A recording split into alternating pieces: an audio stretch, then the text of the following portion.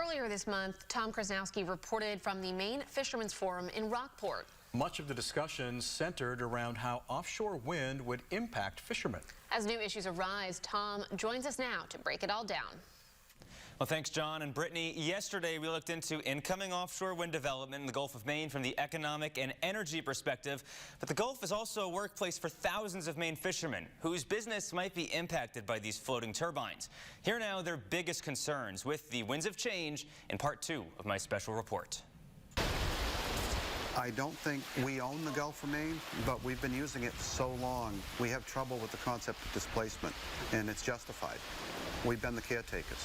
We've been harvesting a very successful resource, or multiple resources, out of this Gulf, managed very well for a long time. Thousands of lobstermen have made their living here off the Gulf of Maine.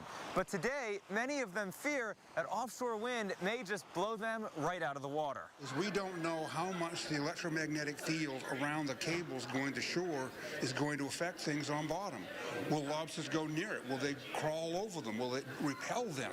All of this is information that, as far as I know, there's been no research done on it. Lobster fisherman Clayton Philbrook is not alone with his questions. The evidence is damning. You mentioned we need all these government agencies and educational institutions, but actually we really need the fishermen who are out there every day.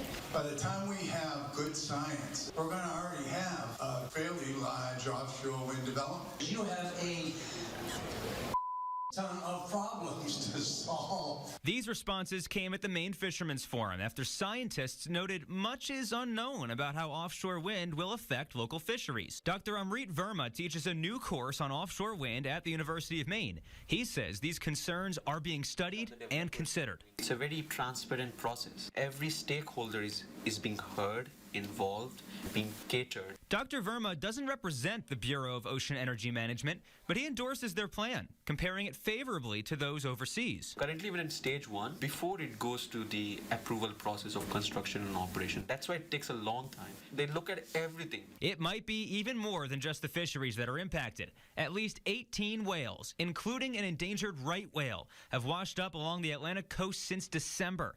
Some New Jersey politicians have drawn a link with the timing of local acoustic surveys for offshore wind. It's a topic that lobstermen up here are watching closely, as federal attempts to regulate Maine fishing gear to protect the whales persist. Officials say there's no connection to date between offshore wind and the deaths. Based off of the best available science and looking at the hearing thresholds of the whales and the level of energy that comes from those survey instruments, the determination is that there would not be any injury or harm to whales. Maine's fishermen know there are elements they can't control, but they're standing united in their values. We know the process is going forward, whether we like it or not. The president wants it, the governor wants it, everybody wants it, right? So let's get together and make it the least impactful on us that we can. And in case you missed part 1 of this special report yesterday, which outlines the state's goals and potential benefits from offshore wind, you can find that on our website and mobile app. But for now, though, John, Brittany, back to you at the desk.